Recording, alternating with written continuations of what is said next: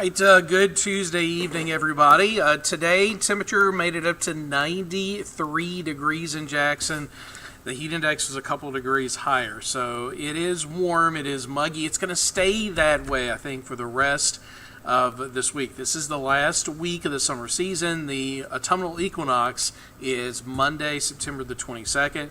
We're not necessarily going to cool down after that point, though. Temperatures may slide a couple degrees next week, but that's just because we're going to see slightly better chances of rain. Today, some spots got good rain today, like southern Scott County, the Puckett area in Rankin County, northern Smith County, north of Raleigh, and a couple spots in the Delta. Got some pretty good storms today, but it was just a few spots. If you total the entire area that got good rain today, it will probably be less than 20%. So that's what we were expecting. The coverage of rain just 10-20%, which is good for areas that get it, but we need a widespread rain, and we need it pretty soon because our drought's going to start to get serious if we don't get good rain here over the next week or two.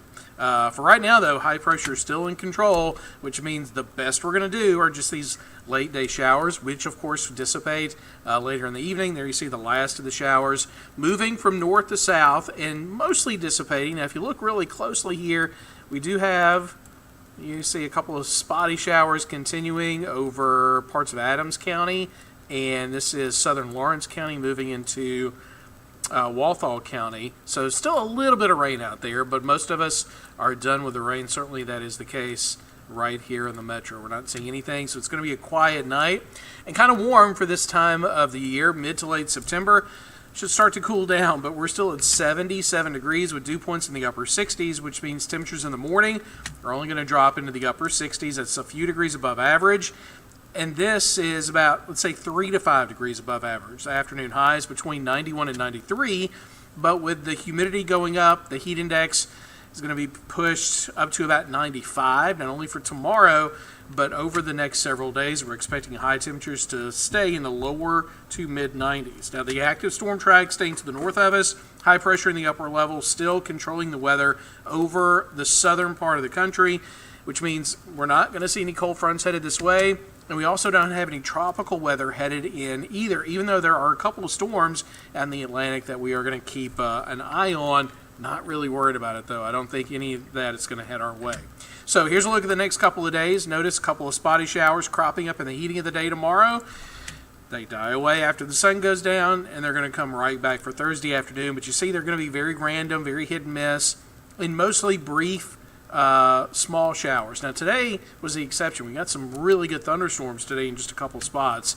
So hopefully a few more areas get that, but nothing you can really count on. So what you can count on is having to water your lawns and your outdoor plants over the next several days because they're not going to get any help from Mother Nature unless we just happen to get hit by one of those stray showers. Now here's a look at the tropics.